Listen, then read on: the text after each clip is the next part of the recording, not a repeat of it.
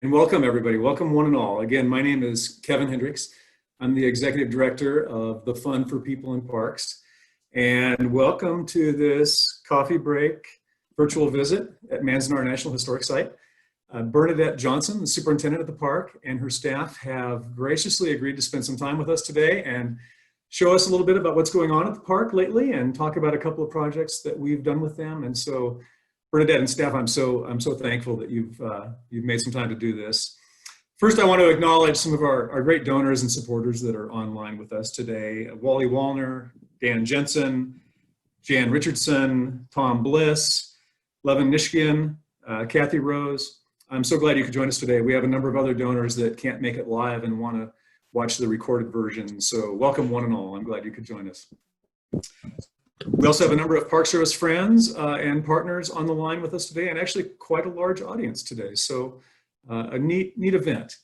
And with that, I want to introduce Superintendent Bernadette Johnson. Bernadette, welcome, and tell us a little bit about your park and what's going on in your park. Great. Thanks, Kevin. We just want to show you a little bit.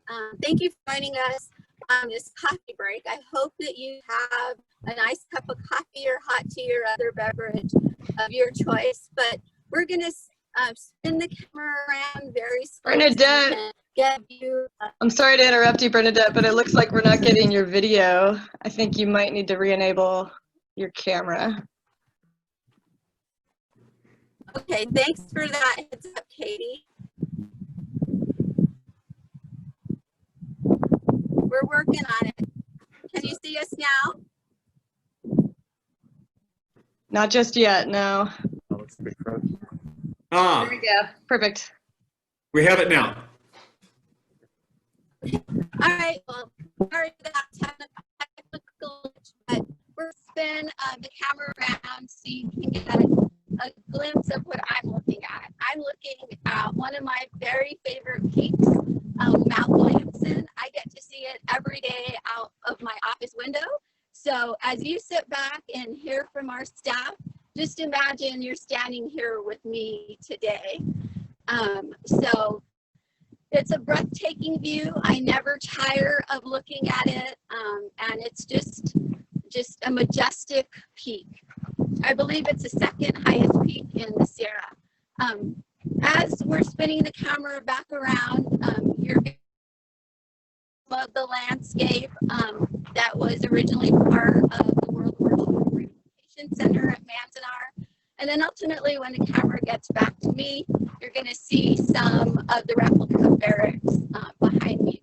But before I get started into too much, I want to first start by taking a moment to acknowledge that Manzanar exists in Paya-Unaru. It is the homeland of our indigenous neighbors, the Numu and Niue people. All of those places are known to us as the Owens Valley or the Paiute and Shoshone communities. So we're grateful that they have been on this landscape for thousands of years and that they continue to be present on it and help us be great stewards for this beautiful place that we all share. So we're so grateful. I'm sorry to interrupt again. Oh, there you are. Okay, we were having some difficulty getting your video. It looks like it's coming in better now. Apologies to everyone. It looks like our technology is having some issues. Oh, so sorry about that, but hopefully we can get past that and we'll keep the camera in one place from this point on. So I hope everyone heard and joins me in acknowledging the indigenous values of this area and honoring their stewardship and continued stewardship of this area. So grateful to our Numu and Niue neighbors. Manzanar is an incredible place.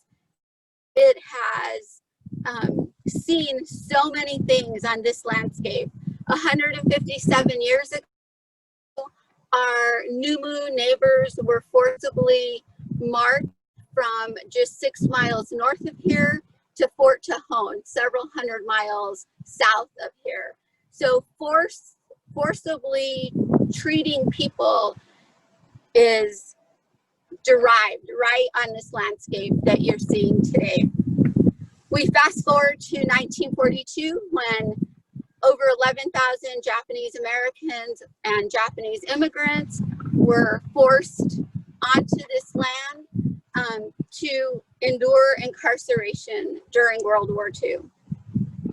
Behind me, you see, hopefully the video is working, and you see 2 replica barracks. The conditions were pretty primitive. They lived in tar paper barracks with no running water. And that is just hard to fathom, but that's what conditions existed. And a little bit later, you're going to hear from a couple of members of our small but mighty staff, and also one of our main partners from Eastern Sierra Interpretive Association. We want to sort of set the stage for some things. Of those 11,000 people, we're going to talk today a little bit about a small segment. That was 101 young children who also lived in camp. Their unique story is that they lived in an orphanage. Manzanar was the only camp out of all 10 camps that had an orphanage.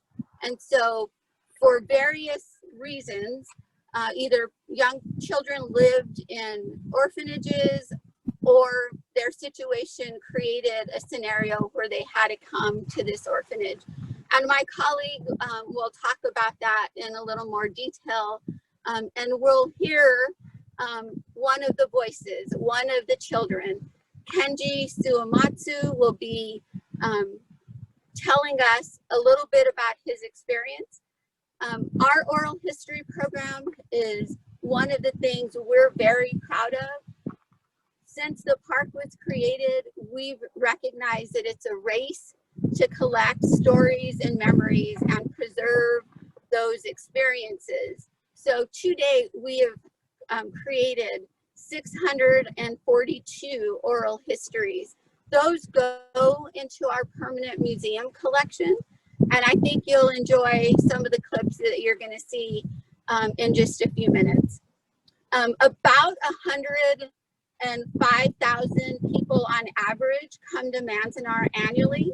We had a record year in 2017 of 115,000 people. People come from all over the world, but a special group of people that come to visit are people who are incarcerated here. And if you do the math, if you were in 1945, you're 75 years old. So our population that was incarcerated is 75 years old or older, but they come back, they bring their families, they bring their children and their grandchildren. So it's a place people come for reconciliation, for some understanding of the past, an understanding of the generational emotions and trauma that existed here.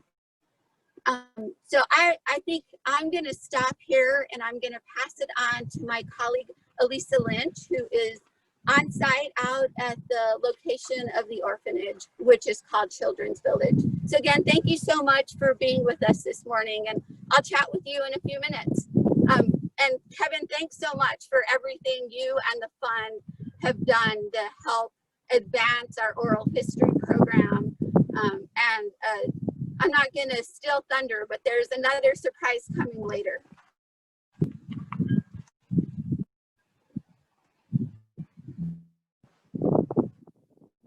Good morning and welcome to Children's Village. We are on the west side of Manzanar National Historic Site.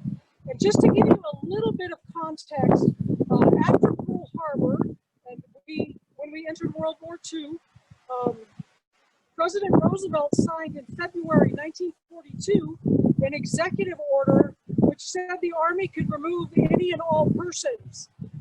It said any or all persons. It did not mention a specific ethnicity, but pretty much everybody knew it was for Japanese Americans.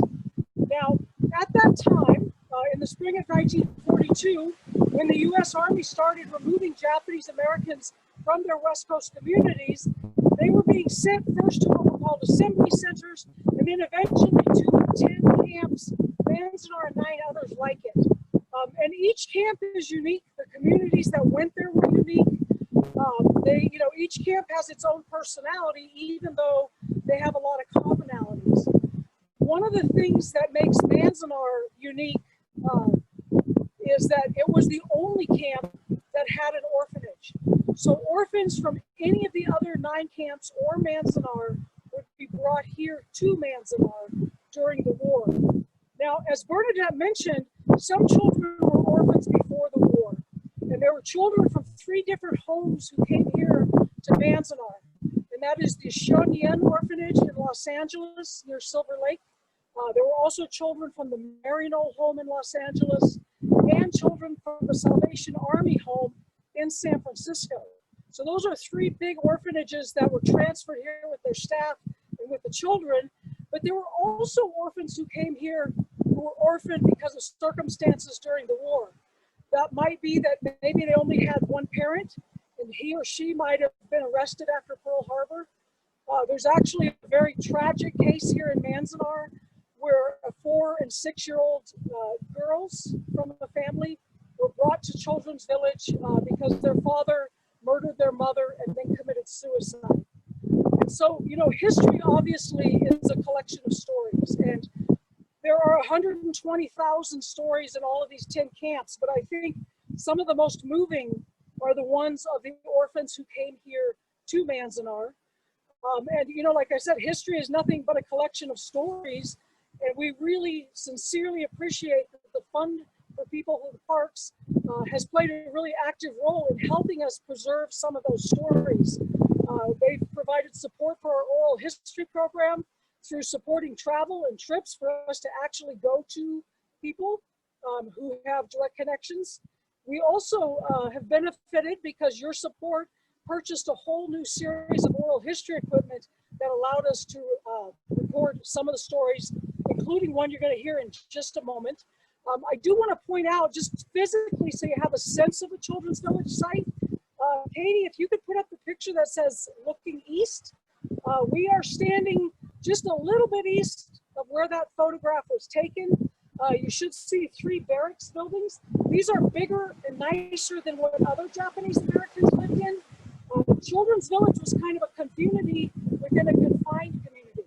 So you have those 3 barracks going, and this is the first one with the sidewalk here. You see the pier blocks where the building actually stood, and then it goes further down. And just to have a sense of the children, Katie, if you could put up a picture that says boys dorm, we're going to actually hear from one of the boys who lived in that dorm. And so I'm going to turn it over to my colleague, Rose Masters, who is the lead for our oral history program. And she's going to introduce you to one of the boys who used to live in this building, slept on this sidewalk. So Rose, thank you.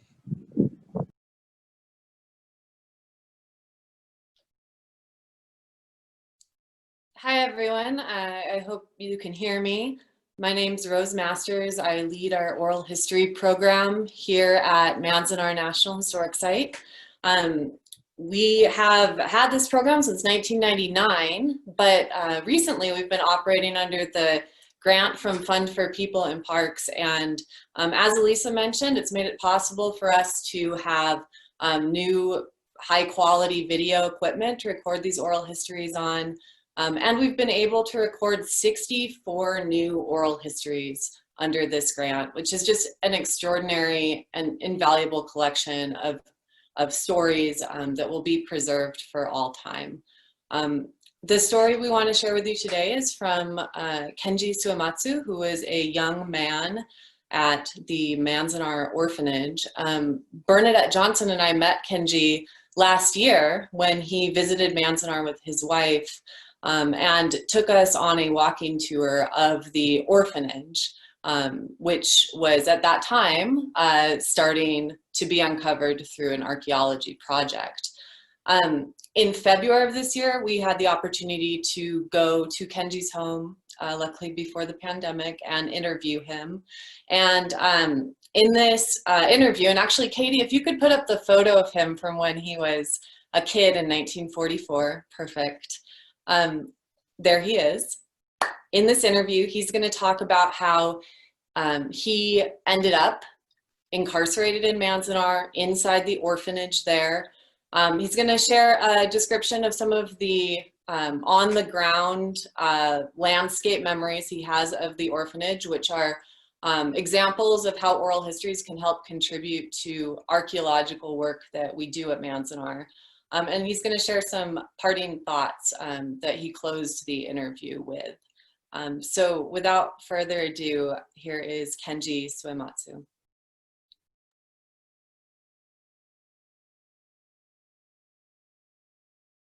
What are your memories of December 7th of 1941, on that Sunday that the Japanese military attacked Pearl Harbor?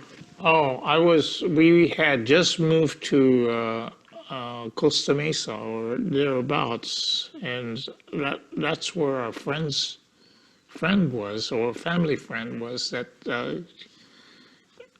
let us stay at the house there.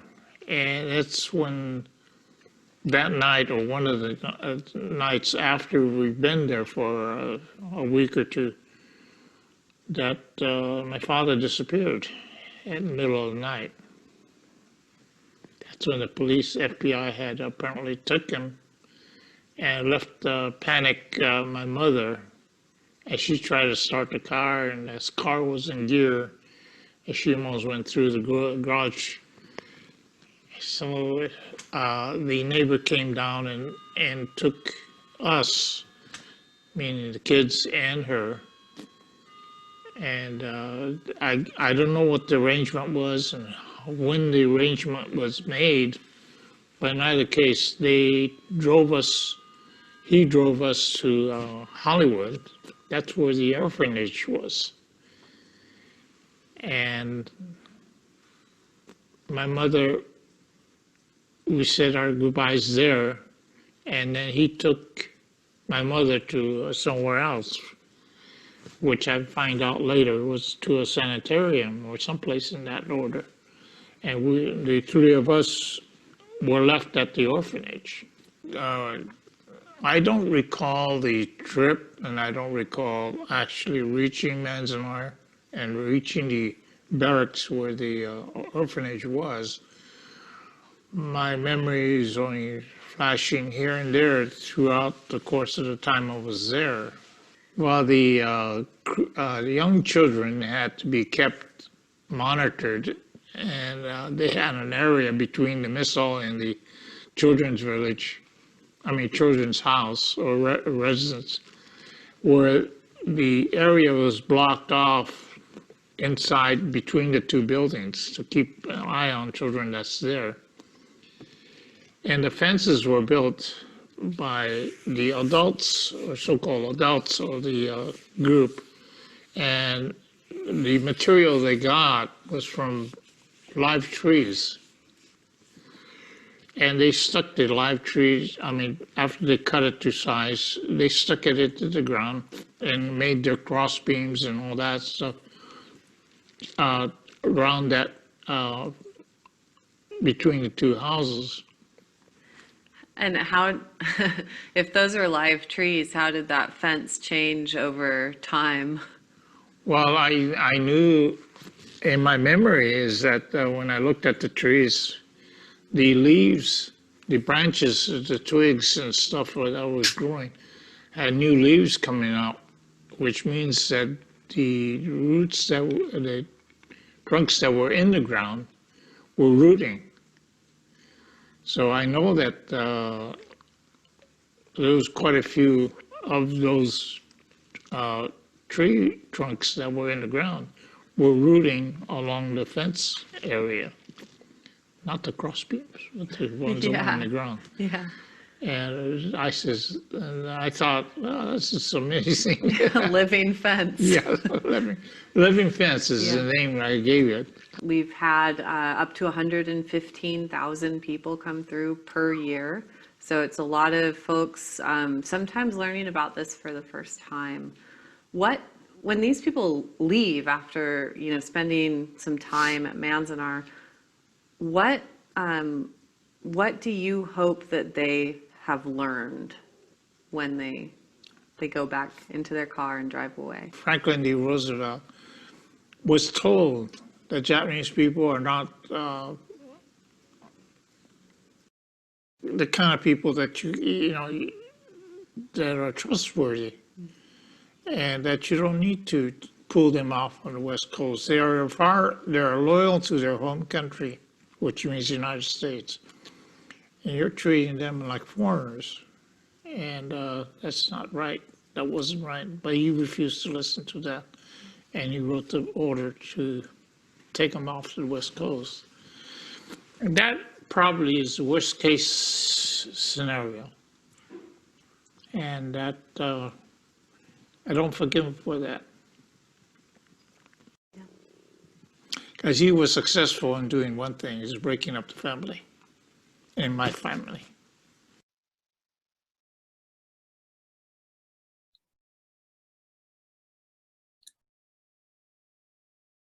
As Bernadette mentioned earlier, we have 642 oral histories, and please get in touch with us if you'd ever be interested in watching or seeing any of those. We'll let you know how to do so. Dave Goto is going to be the next person talking with you today. He is Manzanar's arborist who takes care of our historic orchards, and he also works on many, many public archaeology projects at Manzanar. So here is Dave Goto. Thanks, Rose. So welcome, everybody. I'm also out here at Children's Village. My name is David Goto. Like Rose said, I'm an arborist here. My duties here are mainly to take care of the historic orchard, but like Rose said, I'm blessed to really work with all of our volunteers. I think every park probably says they have the best volunteers, but I'm a little biased, and I would say our volunteers are outstanding. Anyone that works from inside the bookstore that also comes out here and helps us with our historic preservation efforts. This past January, I was lucky enough to travel over to Sacramento, and our volunteers, I don't think it was really our program itself, but our volunteers were able to earn the Governor's Award for outstanding achievement in historic preservation in a community effort. And so I think that is just so fantastic that our park was able to host these volunteers, and through their personal efforts, they were able to gain the Governor. That is just an amazing achievement for our volunteers. And so where we're standing right now is Children's Village. Kind of in 2018, we started this project, and you would not have been able to even walk through this whole site. As you can see here, there are a lot of locust stumps, and those are all unhistoric trees, which were removed in December of 2018. And almost directly after that, we had volunteers coming in and helping remove layers of soil, because the soil profile in this area had built up so much, mainly to expose the key features that are part of Children's Village. Anything from the stone landing that you see behind me, footers, to even historic fence post holes, which we are.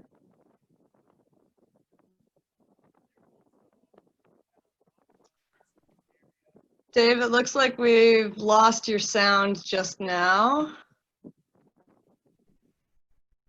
Stand a little closer, Katie. Yeah, stand just a little bit closer. Is that, I gotta lean down a little bit. That's much better. But it's just amazing on what kind of my boss, Jeff Burton, on how he leads this projects and on what they're able to accomplish even in just a 5-day span.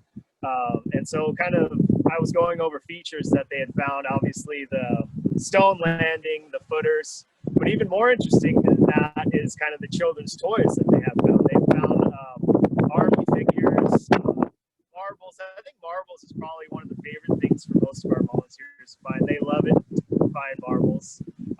there's always a big hoopla on when marbles are found. They've also found other types of children's toys that would have been during that time period. So I think it's amazing to see their excitement. I think it really connects the site, and I think our volunteers really create a sense of community. I mean, I think that's what the projects are all about, is bringing people out here that share values. May not come all the way from the same backgrounds, but they care about giving back to our site. So I really want to thank all of our volunteers. And I think, Katie, I think you can show the picture now of some of our volunteers working on site here in Children's Village. And so you can see, I mean, it's amazing because they're using hand tools. They're not using any equipment. They're not using any heavy equipment. I mean, they have shovels, screens, wheelbarrows, and they're moving like small piles of dirt at a time. And so we're really helping to preserve. Is there one more picture? There should be one more. Yeah. Can you put the next picture on also too, Katie? It really just shows their efforts in preservation. So, like I was saying, I think it's great that I'm able to work with all of our volunteers, and I think all of our staff feels the same way.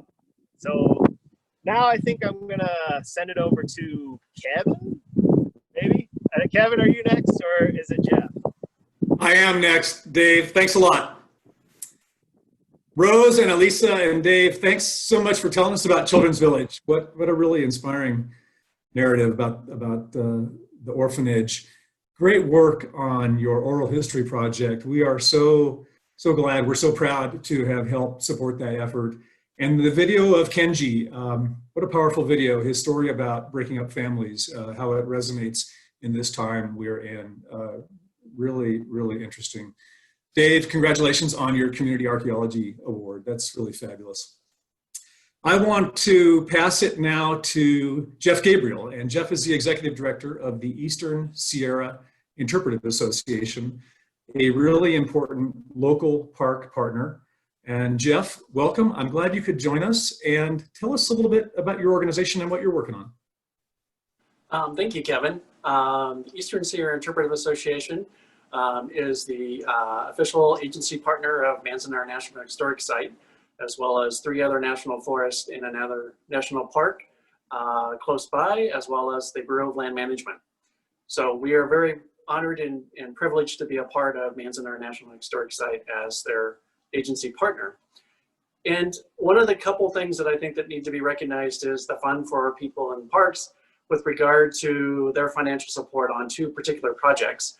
One that I get the honor of announcing is that a project the park has been wanting to do for a very long time. In 1944, Ansel Adams published a book called Born Free and Equal. We have been working in tandem with the Ansel Adams Publishing Rights Trust to gain approval to reprint that book. We have received that approval to print 3,000 copies. We are working with a publishing company that is very familiar with social injustice, and we hope that by the summer of 2021, we will be republishing Ansel Adams' book, Born Free and Equal.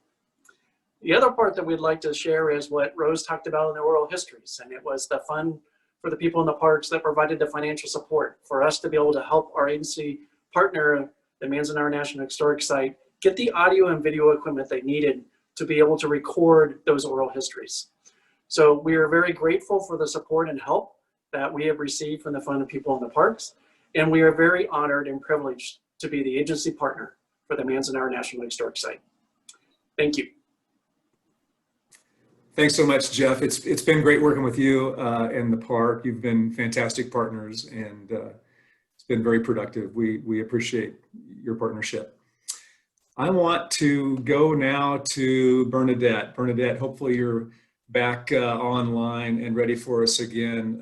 Bernadette has a few more things for us before we wrap up. So Bernadette, hello, are you out there? Hey, Kevin, I'm here. Hey, Katie, I thought we were going to show a clip from the Adams family. Indeed. Rose, did you want to say a couple things before we play the clip? Yeah, I will, thanks. So last summer, Bernadette and I had the opportunity to interview Michael Adams, who is the son of Ansel Adams. And when Michael was 10 years old, he came with his father to Manzanar in 1943 and 1944, when his dad was going around the camp and taking the photographs that would make the book Born Free and Equal. In this oral history segment, Michael's going to talk about what his dad's hopes for that book were and what his own hopes are. I think that Michael would be ecstatic right now to hear what Jeff just said. So here's Michael Adams.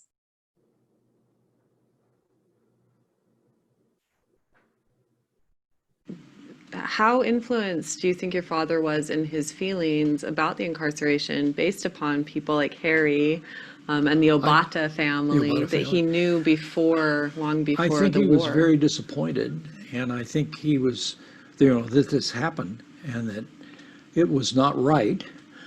I don't know, it took Ralph Merritt to get him over here. Mm-hmm. And he wanted to do this as sort of a documentary, but he didn't want to be paid for it. He was going to do it on his own. And so he never accepted any money for coming over here on those 4 trips. I think he was disappointed in what had happened. It happened. And you live with what happened. And he wanted, I think, to make sure that what he was going to do was sort of show how these people, unfairly as it was, they functioned, they tolerated it, they survived, they lived with this thing that they had to. They were forced into this, and I think that he was very sympathetic to what, you can read his writing in Born Free and Equal, and I think he's, he was quite insistent, on that. Tell me about the process, from your perspective, what you remember, that process of your dad trying to create the book Born Free and Equal. Well, he worked with the U.S. camera people on that, and I saw the photographs as they come up, and I don't remember the text at the time. I remember when the book came out, I remember his disappointment in there was an exhibit here. I think the people locally, the people who were incarcerated here, thought it was great. But the exhibit was also in New York, and it was put in the basement of the Museum of Modern Art. It didn't last very long. A lot of books disappeared. This is 44, and there was still a lot of animosity. And so in a way, it wasn't a very successful story from the demonstration, from the book and from the exhibit. Although it got out, he was disappointed, I think, in the quality of the U.S. camera production. And that was probably one of his biggest disappointments. Mm-hmm. But I think he was very proud of the fact that he did it. And I'd love to see another effort to do it. My hope for that is, if you do, and I hope you're successful, is to do it with the quality that Ansel would appreciate. And that means probably a more expensive production than essentially the paperback that the U.S. camera did. Because I know Ansel was disappointed in the quality, and that's important. So we'll do what we can to help you on that. That's wonderful. What do you think the legacy of Born Free and Equal is? I think it's wonderful. What a wonderful name for the story that it was telling. And I think it has a great story. And I would like to see it continued. And like I said, we'll help you in any way we can to do that. Do you have a memory? Do you have a memory of your father coming up with that name, or how it came to be? No, except it was pretty obvious they were born free and equal as American citizens, and this shouldn't have happened.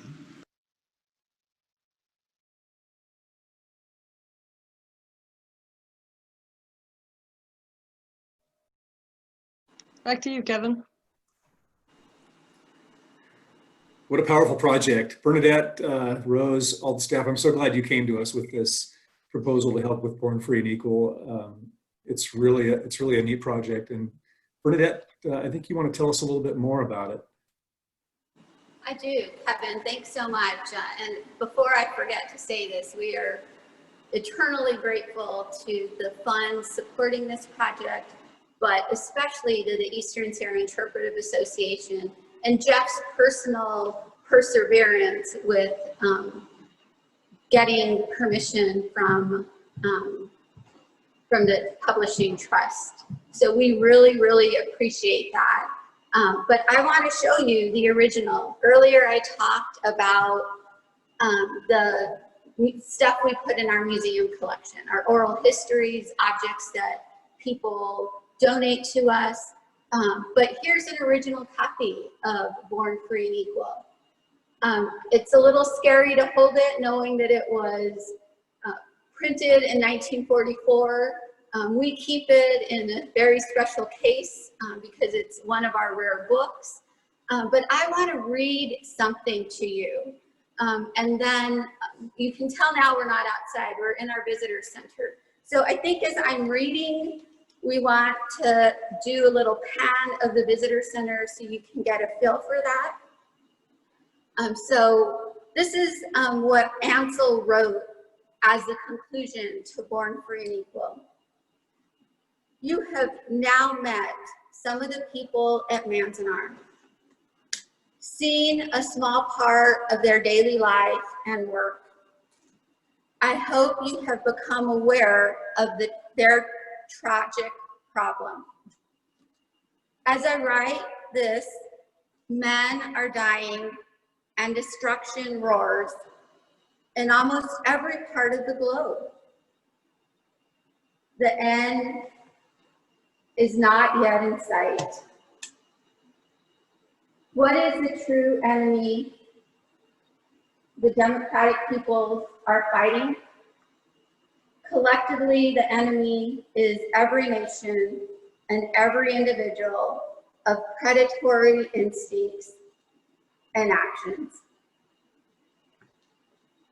So as Jeff Gabriel said, you know, the staff at Manzanar has really wanted to see this reprinted with the integrity that Ansel Adams wished for it.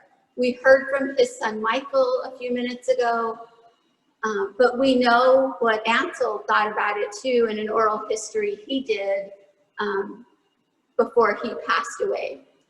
So I guess we're just grateful to have been able to spend some time with you this morning. Excited for summer of 2021 when the book printing will be released. And Kevin, Katie, Bernadette Powell, Carl, everyone at the fund who has made things happen at Manzanar, we're grateful. To my colleagues on the ground, I won't single out just those of us that you've seen today because the staff and volunteers at Manzanar are a powerful, passionate body of people that get a bunch of things done, some super great things done. So thank you to them, and thank you for today. Thank you for spending some time with us, and anxious to hear some of your questions.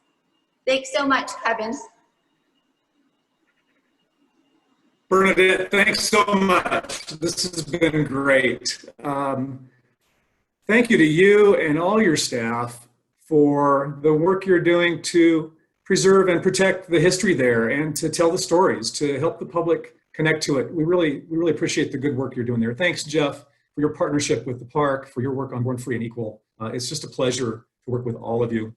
We're gonna have some time for questions and answers, so if the audience out there start thinking about a question that you'd like to ask, I do want to say thank you also to our donors who helped make this work possible. We couldn't do this without the generous, dedicated support of all of our donors. The work we do at Manzanar, the work we're doing at all of the other parks we're involved with, again, it's all of our wonderful, dedicated donors. Thank you. And it's, you know, it's always a good time to give. We need your support to continue this work, both at Manzanar and at all the other places we're engaged. We need your support. And if you'd like to give, please contact me. please go to our website. You can raise your hand right now, and Katie can tell you how to get in contact with me. You can chat us live right now, but please, we always appreciate your support. Thanks so much. Bernadette, it's nice to see you again. I was going to say, you have a wonderful visitor center. I've been in it not too long ago, and you really have a fabulous visitor center there. We appreciate this time with you so much. Again, thanks for all you're doing at the park. You, Jeff, all the staff. Great work. What an important story. Lastly, I don't want to forget, these are live. These are rehearsed briefly once. These are informal, so I hope you have been able to get enough out of it. I appreciate it. The wind noise is a bit challenging, connectivity is a bit challenging, but these are live and informal, and I hope you've enjoyed it.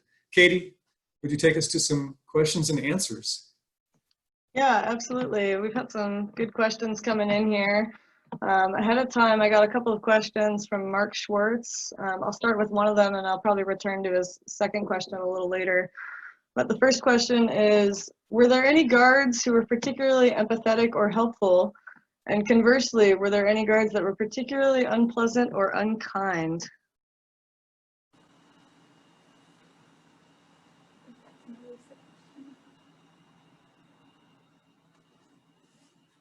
Hey, Alisa, I think that's a perfect question for you to answer. And if you're not able because of the wind, maybe Rose can take that question.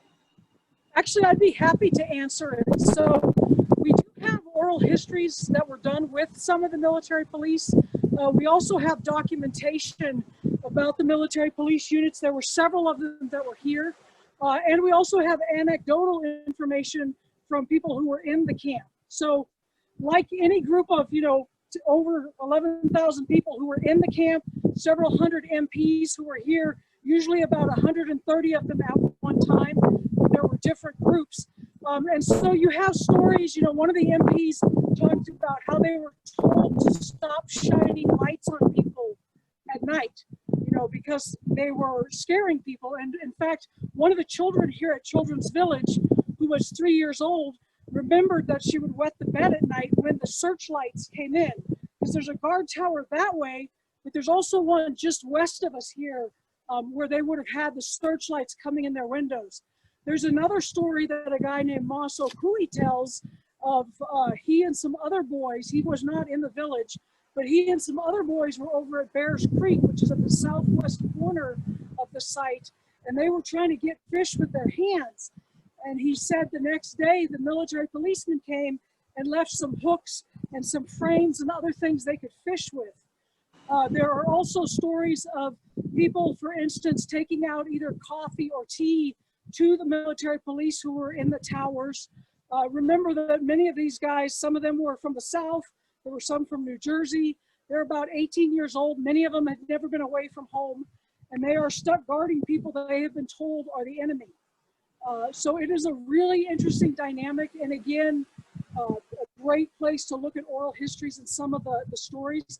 And I do want to, it's not specific to military police, but I do want to mention a book that our partner Eastern Sierra Interpretive Association sells. It's called Twice Orphaned, and it is oral history specifically of the Children's Village. But yeah, there are amazing stories, and we're happy to help connect you with some of those. Thank you. Thanks, Alisa. And that's actually a perfect transition to the next question that's been asked. This is a question for Jeff Gabriel. What can the public do to support the Eastern Sierra Interpretive Association?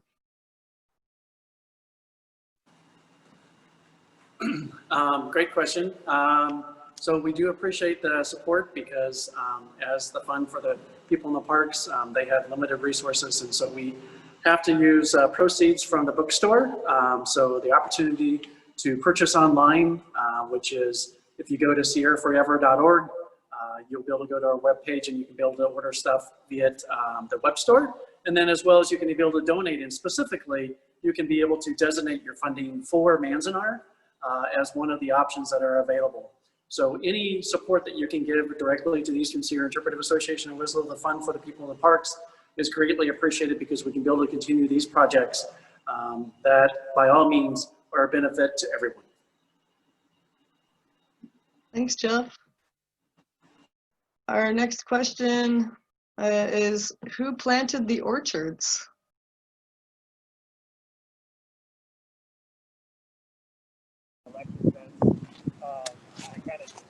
This is Alisa. I'd be happy to answer that one. The orchards at Manzanar actually were planted in the early 1900s.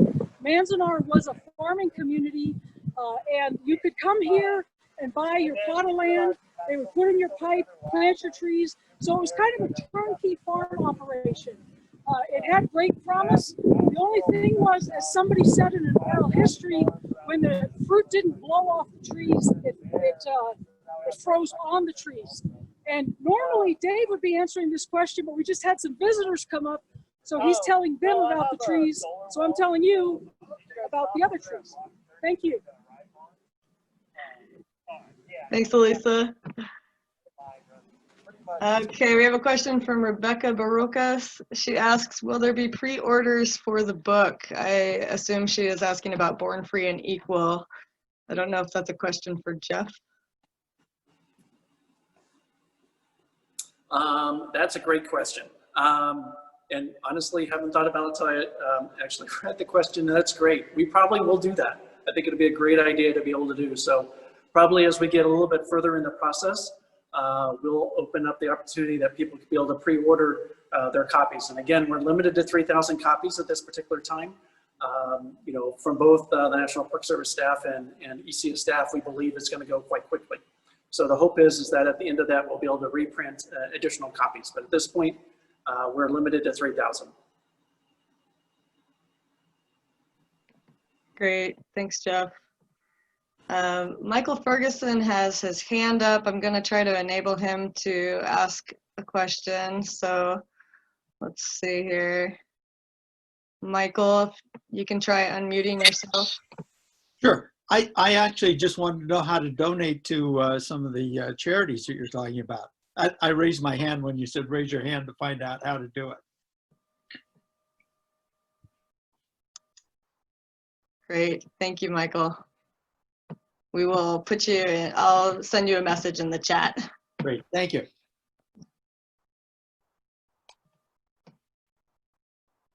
Great. We have another question from an anonymous attendee. Bernadette, what is your favorite object from the Manzanar archive? Oh my gosh, Katie, that is like a really hard question to answer because as we opened our visitor center and we thought that maybe we might get like 30,000 objects for our collection, and now we're over 130,000 objects in the collection. So there are so many to choose from, but if I had to pick one, we have a set of children's leather shoes in our collection. And when I first saw those, I was able to hold them in my hand and they were so perfect. But I couldn't help but thinking about a mother purchasing these little leather boots for her child to come to Manzanar, not really knowing what to expect. So today, some of you got to experience the wind. The wind today is really mild. The last time I checked, it was somewhere around 14 miles an hour, but the wind was crazy here. Summers are hot, winters are cold. And here was this mother preparing to bring her family, or these parents preparing to bring their family here, and they go out and buy these little leather shoes. And gratefully, this family preserved those and entrusted us with them and donated them to our collection. When you get a chance to come visit us, when it's safe to do so, there's a concrete slab out in block 14 where we were at when we started. And on one of those slabs, there's an imprint of a small foot that walked across concrete. So for me, those two things, the little leather shoes that we have in our collection, seeing the at least 75, probably 78 or 9-year-old footprint permanently embedded in the concrete are just reminders that this isn't just a place of something that happened 75 years ago. This is a place that people lived and walked. So when I'm out on site, I can feel their spirits and just their presence here. So long way to say what my favorite is, but that's what it is, this little pair of brown shoes. Thanks. Thanks, Bernadette. It looks like George Miller is raising his hand, so we're going to try to allow him to have his microphone enabled. Can you hear me? We can hear you. Okay. I was wondering, you mentioned, and I want to make sure I heard it, there is a register of the families and individuals who came, were brought to the camp?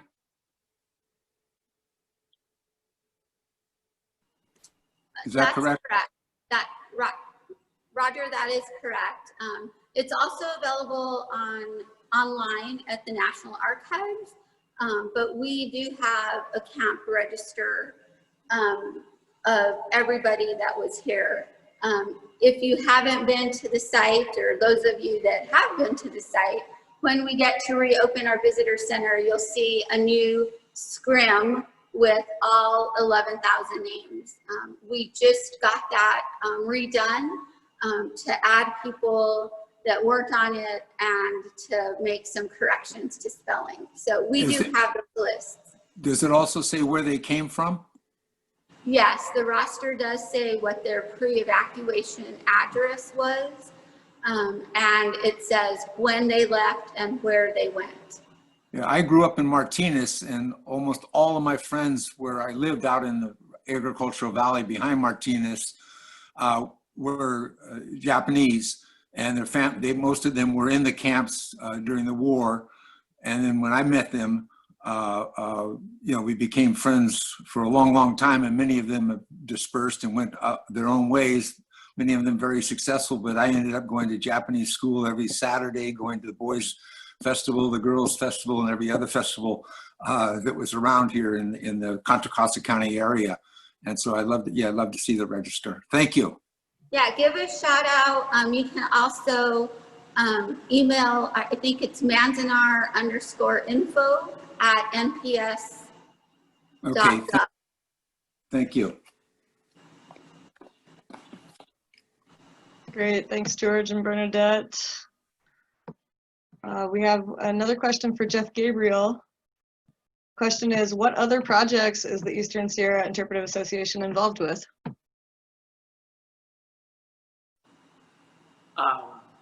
Another great question, thank you. With our 3 national forests, the Inyo National Forest and the Tahoe National Forest and the Humboldt-Mojave National Forest, we've done a number of projects and highlight a couple. We're right now redoing the Ice and Fire film that is shown at the Mona Basin Area Scenic Visitor Center. That film was shot 27 years ago. We are doing the film now in 4K. And so the hope is by the end of 2021, we will have a new film that will be shown at the visitor center there at the Mona Basin Area Visitor Center.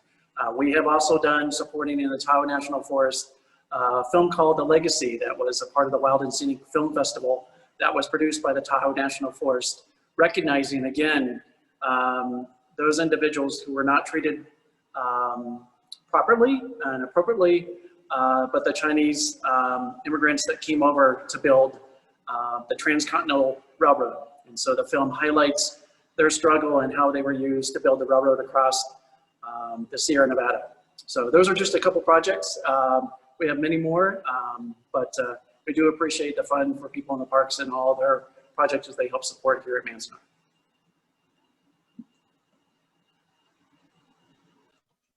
Great, thanks, Jeff. We have one more question from Mark Schwartz. He asks, at any time were the internees made aware of American civilian internees held in Japan?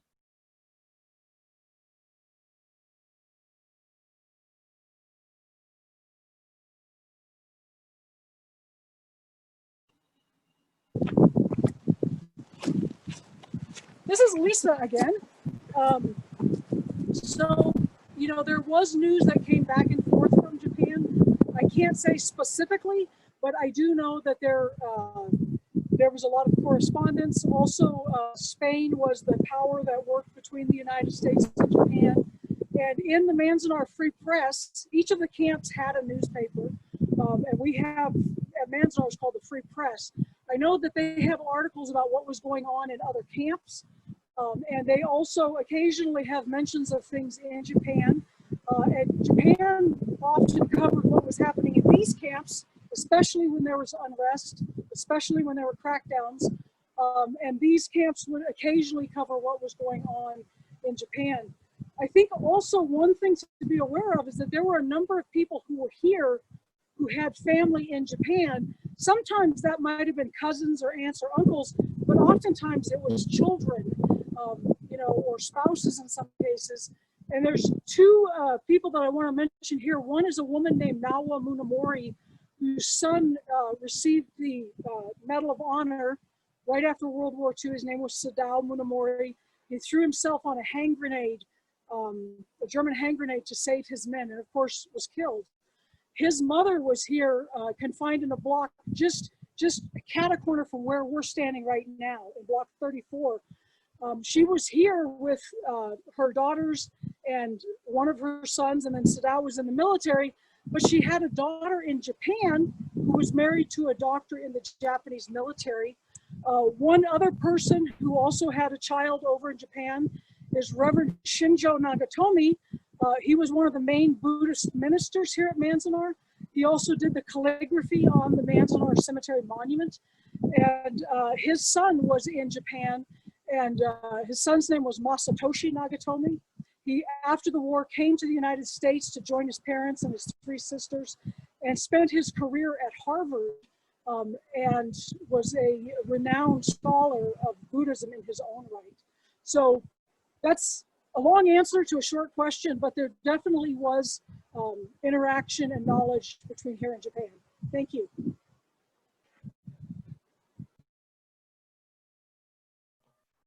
Great, thanks, Elisa. All right, I think that may wrap up our questions. I'll give just another minute here in case anybody wants to raise their hand or ask any other questions. We've had some requests to have the Fund for People in Parks information, as well as the Eastern Sierra Interpretive Association website listed. So I've got a PowerPoint here with the Fund for People in Parks information that I will share, and I will also chat to you the Eastern Sierra website once I can pull it up. So give me just one moment.